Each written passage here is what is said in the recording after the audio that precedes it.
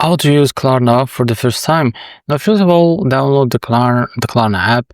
So if you use the phone or iPhone, you can go to App Store. If you use Android, you can go to Google Play Store and type Klarna on the search. Now after that, after you install the Klarna app, sign up for the Klarna account. Now open the Klarna app at top, sign up, enter your basic details like name, email, phone number, and payment method.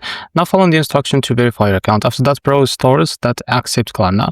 You can use Klarna at many online stores, or browse through the Klarna app, or visit partner stores that offer Klarna at checkout. Now after that, choose your item and add to cart. So select the products or services that you want to buy and add it to your cart. Now when you are ready to pay, proceed to checkout.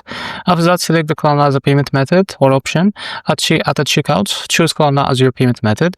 Now if Klarna is available, you will see it listed as an option. After that, choose your payment plan. So Klarna will offer a flexible payment plans.